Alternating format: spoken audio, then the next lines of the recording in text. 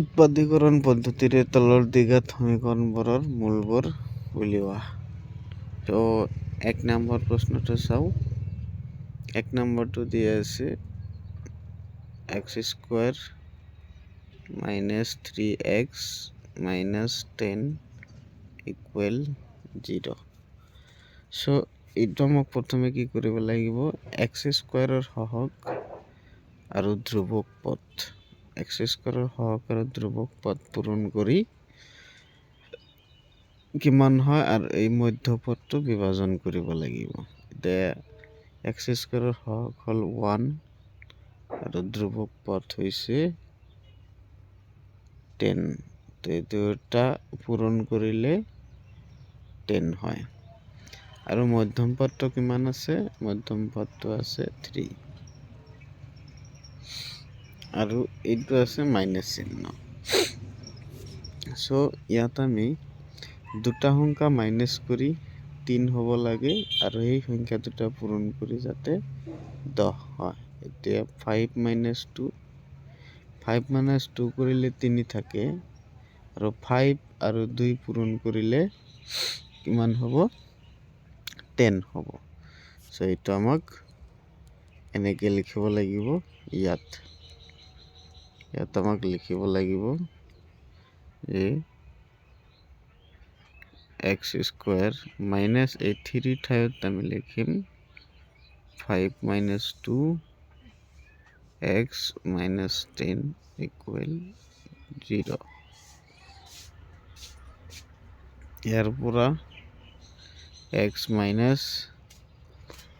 5x ব্ৰেকেটটো উঠাই দিয়া আৰু এই মাইনাছে মাইনাছে প্লাছ 2x - 10 = 0। ইয়াৰ পৰা x এই দুটা পদৰ পৰা কমন লোৱা, x কমন, x - 3 প্লাছ ইয়াত 2 কমন থাকে, সৰি এইটো 3 নহয়, এইটো 5 হ'ব। ইয়াৰ 2x - 10 2 লোৱা হৈছে কমন, 5 2 গুণ 10 5 থাকে, 5 = 0। চোৱা x - 5 আৰু x - 5 এই দুটা পদৰ পৰা এটা কমন লোৱা, x - 5 আৰু এটা ইয়াত কি থাকে, x প্লাছ ইয়াত থাকে 2 সমান 0। এতিয়া লাষ্ট আমি পাইছো কি যে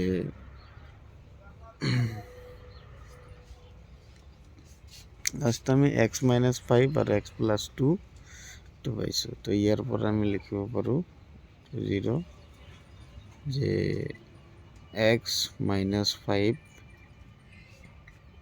0 আৰু এটা হ'ল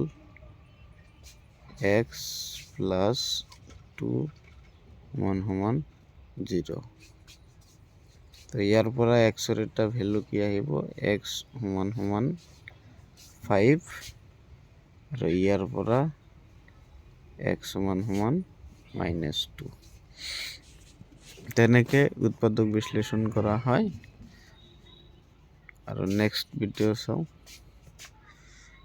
2 নম্বৰটো চোৱা,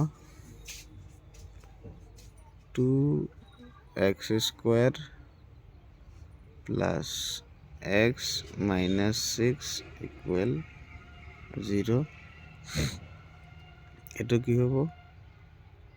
চোৱা, x² সহগ আৰু ধ্ৰুৱক পদ পূৰণ কৰা, পূৰণ কৰিলে 12 হয় আৰু মধ্যম পদ কিমান আছে? 1। সো দুটা সংখ্যা মাইনাছ কৰি 1 হ'ব লাগে, সংখ্যা দুটা পূৰণ কৰি আকৌ কি হ'ব লাগে? 12 হ'ব লাগে। তো ইয়াৰ পৰা আমি কোন দুটা সংখ্যা মাইনাছ কৰিম? যে 12 হ'ব লাগে, পূৰণ কৰি মাইনাছ কৰি 1 হ'ব লাগে। তো এটা আমি কেনেকৈ পূৰণ কৰিম?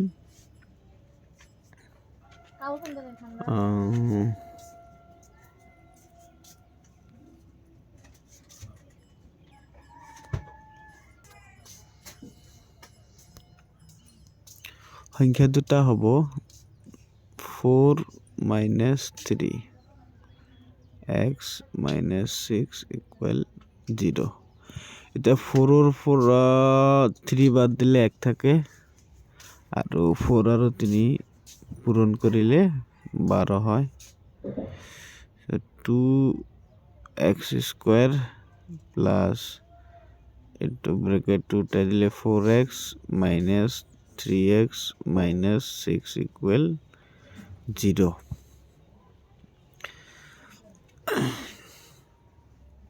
এইটো থাকিব এতিয়া 2x square plus 4x ইয়াৰ পৰা কমন ল'ব লাগিব 2x কমন ইয়াত থাকে x plus 2 ইয়াত minus 3 কমন ইয়াত minus 3 কমন তো ইয়াত x plus 2 equal 0 ইয়াত থাকিছে আমাৰ x plus 2 common x plus 2 আৰু x plus 2 কমন ইয়াৰ পৰা আমি x plus 2 এটা ল'ম আৰু 2x minus 3 x plus 2 আৰু এটা হ'ল 2x minus 3 সমান 0 ইয়াৰ পৰা আমি দুটা ভ্যালু উলিয়াব পাৰো x plus 2 0 আৰু এটা হ'ল 2x minus 3 equal 0 এতিয়া x সমান minus 2 আৰু ইয়াৰ পৰা আমি x ৰ ভ্যালু কি পাম minus 3 to plus হ'ব আৰু 2 to গৈ ডিভাইডেড এতিকে ইয়াৰ পৰা আমি লিখিব পাৰো যে x ৰ দুটা মান x equal minus 2 আৰু এটা হ'ল x equal 3/2